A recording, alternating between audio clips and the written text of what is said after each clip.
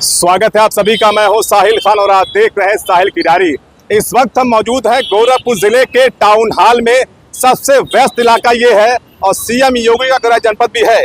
आपको बता दें, गोरखपुर जिले में डॉक्टर अनुज सरकारी और सिपाही पंकज कुमार के बीच जो मारपीट का मामला सामने आया था, उसमें पंकज कुमार आज जेल में है। लेकिन आज वो सभी लोग, पंकज कुमार सिपाही, उनके साथ में लोग आ चुके हैं। आप देख सकते हैं कि यहाँ पर जो है देवेंद्र सिंह जो है एमएलसी है, वो पंकज कुमार के समर्थन में आ गए हैं और टाउन हॉल पर धरने में बैठे हुए हैं, क्योंकि वो चाहते हैं कि जो आरोपी है उनके खिलाफ कार्रवाई हो।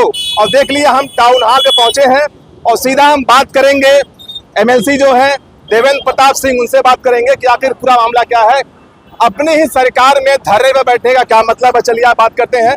देखिए, जो सिपाही है, आरोप है कि उन्होंने डॉक्टर सरकारी पर जानलेवा हमला किया था थोड़े से, लेकिन जिस तरह से सिपाही पंकज कुमार को घायल दिखाया गया है, उसको लेकर लोग, जनता उनके साथ में है, कार्रवाई करने की मांग कर रहे हैं। हमारे साथ में है एमएलसी साहब हैं देवेंद्र सिंह जी। सर, अपनी सरकार में आप धरने पे क्यों बैठे, वजह क्या है? जब कोई बात न सुने लोकतंत्र में, तो आपके विचार से क्या करना चाहिए? ये गांधी का रास्ता है, ये लोहिया का रास्ता है, ये जयप्रकाश जी का रास्ता है। जब चारों तरफ दरवाजे बंद हो जाए तो अन्याय के खिलाफ संघर्ष के अलावा कोई विकल्प नहीं बचता है। सिपाही पंकज कुमार की बात इसलिए नहीं सुनी गई कि वो गरीब व्यक्ति है। लड़ाई गरीब और अमीर की व्यक्ति है के बीच की है। एक रसूखदार पैसे वाले का कानून चेरी बन गया है, उसकी दासी बन गया है। 3 अक्टूबर को, 4 अक्टूबर को सिपाही पंकज कुमार की हत्या की कोशिश किया डॉक्टर अनुज सरकारी, उसकी पत्नी और उसके गुंडों ने। पीड़ित पंकज कुमार की एफआईआर लिखी गई और डॉक्टर की फर्जी एफआईआर लिख ली गई। हम इसलिए बैठे हैं कि पंकज कुमार की तहरीर पर, उसकी पत्नी की तहरीर पर एफआईआर लिखी जाए सुसंगत धाराओं में, डॉक्टर दंपति और गुंडे जेल जाए।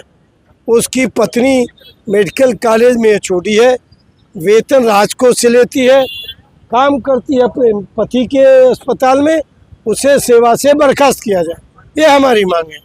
लेकिन एक हफ्ते को गुजर चुका है, आखिर कार्रवाई क्यों नहीं? 10 दिन हो गए, इसलिए कि कानून पालन करने वाली एजेंसियों के बड़े लंबरदार उसके रसूख और पैसे के आगे बौने साबित हो गए। आज पुलिस पर से लोगों का भरोसा उठ गया, पुलिस की विश्वसनीयता संकट में पड़ गई है। पुलिस का जवान बावर्दी पीटा गया और पुलिस सो रही है, फिर भी पुलिस ने कोई गुंडों के खिलाफ कार्रवाई नहीं की गई। हमें न्यायालय पर पूरा भरोसा है। हमारी टीम न्यायालय गई है, सड़क से लेकर सदन तक लड़ूंगा, स्थानीय न्यायालय से लेकर सुप्रीम कोर्ट तक लड़ूंगा, डॉक्टर को जेल भेजवाऊंगा, डॉक्टर की पत्नी को बर्खास्त होना चाहिए और डॉक्टर की सब संपत्तियां जब्त होंगी। पहली घटना किसने की? सर, दोनों घटनाएं डॉक्टर ने किया। अब देखिए, पहली घटना जानिए क्या है। पंकज कुमार गया उनके यहाँ सरकारी का इलाज करने, उसने लिखा कि अल्ट्रासाउंड करा लीजिए। अल्ट्रासाउंड की फीस 1100 ली गई। पंकज की इतनी गलती थी, उसने कहा डॉक्टर साहब, हमारे संत कबीर नगर में तो 800 है, आप 1100 क्यों ले रहे? इस पर डॉक्टर ने हाथ चला दिया, पीट पाट दिया। पंकज कुमार गया, कैंट थाने में तहरीर दिया, मुलाहिजा तो कैंट पुलिस ने कराया, उसका एफआईआर नहीं किया। फिर 4 अक्टूबर को अपना पर्चा और आधार कार्ड लेने गया। डॉक्टर अपने चैम्बर से उसे आते हुए दूर से देख लिया, गुंडों को निर्देश दिया, बरामदे में सारे गुंडे मिलकर मारकर लौलवान करके गिरा दिए।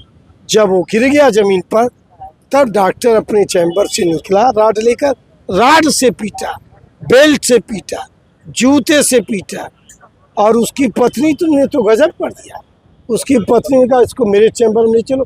वहाँ उसके शरीर से बंडी चड्डी भी उतरवा दिया। एक महिला में अगर ममत तो नहीं है, वात्सल्य नहीं है, तो किस बात की महिला है? वो तो पूतना हो गई, नंगा करके पिटवाया। जब और उसको मरा समझ करके उसने 112 पर फ़ोन कर दिया।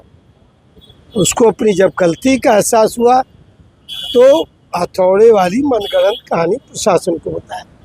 हथौड़ा अगर चला तो दूसरे दिन कैसे मरीज देखा ला लेकर, हथौड़ा अगर चला तो दूसरे दिन कैसे कार ड्राइव किया।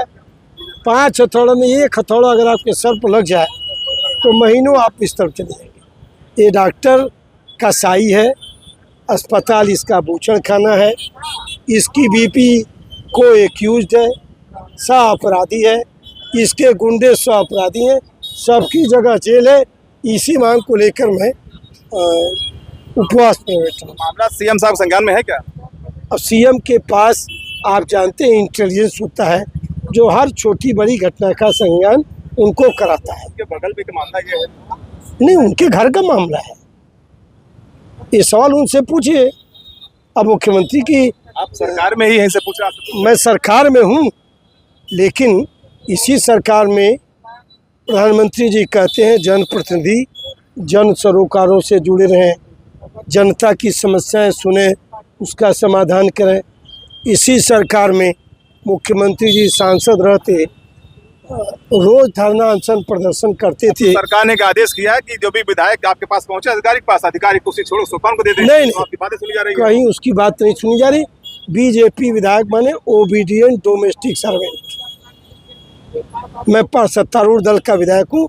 मैंने एसएसपी से कहा, मैंने एडीजी से कहा, दोनों ने कहा हम आपकी भावना का सम्मान करेंगे। एफआईआर क्यों नहीं हुआ? एफआईआर तो दोनों की करते, विवेचना में साक्ष्य के आधार पर चार्जशीट लगती। फर्जी एफआईआर कर दिया आपने, और जो पीड़ित है उसकी एफआईआर नहीं करेंगे। गरीब आदमी भगवान के सहारे है, और मैं उन गरीबों की आवाज़ उठाना अपना विधायी दायित्व और कर्तव्य नहीं समझता हूँ। राजनीति मेरे लिए धर्म है, और गरीब की आवाज़ उठाना मेरा धर्म है। इस धर्म के निर्वहन में मैं कोई कमी नहीं छोड़ूंगा। जब तक उसे न्याय नहीं मिल जाएगा तब तक मेरा संघर्ष जारी रहेगा। कब तक बैठेंगे आप यहाँ पर? यहाँ पर तो आज का एक दिन का है, इसके बाद पूरे शहर में जन जागरण के लिए गोष्ठियाँ करूँगा। अन्य राजकीय संस्थाओं में, सरकारी संस्थाओं में बैठक और मीटिंग करूँगा।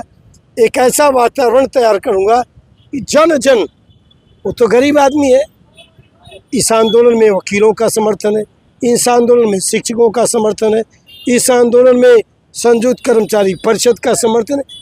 जन जन आज पंकज कुमार को न्याय दिलाने के लिए इस उपवास में शामिल हुआ। ये तो व्यापक प्रभाव इसका है। लोग पुलिस का ये सामने प्रश्न लग गया है, पुलिस किस लिए है? बिल्कुल, आपने देखा कि गोरखपुर से लेकर संत कबीर नगर तक लोग सिपाही पंकज कुमार के साथ में आज संत कबीर नगर में सैकड़ों की संख्या में लोगों ने डीएम को एक ज्ञापन सौंपा है राज्यपाल को देने के लिए। आप देख सकते हैं कि यहाँ पर एमएलसी साहब बैठे हुए हैं और कह रहे हैं जब तक कि सिपाही पंकज कुमार को न्याय नहीं मिलेगा, आज फिलहाल एक दिन का इनका उपवास है, इसके बाद भी इनका आंदोलन जारी रहेगा। लेकिन सबसे बड़ी बात है कि सीएम योगी के घर के बगल का इतना मामला सामने आता है और डाटा अनुसार सरकारी इनके गुंडों ने जिस तरह से सिपाही पंकज कुमार पर जानलेवा हमला किया, और एक जो फोटो वायरल हुई है आप देखेंगे, उसको हम दिखा तो नहीं सकते हैं, लेकिन पीठ पर ऐसे जख्म दिए गए हैं कि जैसे जल्लादों की तरह उन्हें पीटा गया है। फिलहाल हम भी चाहते हैं कि सिपाही पंकज कुमार को न्याय मिले, लेकिन जिस तरह से सत्ता पक्ष के एमएलसी को धरने में बैठा पड़ रहा है न्याय के लिए, मुझे नहीं लगता कितनी जल्दी उनको न्याय मिल सकता है। साहिल खान, गोरखपुर, साहिल की डायरी।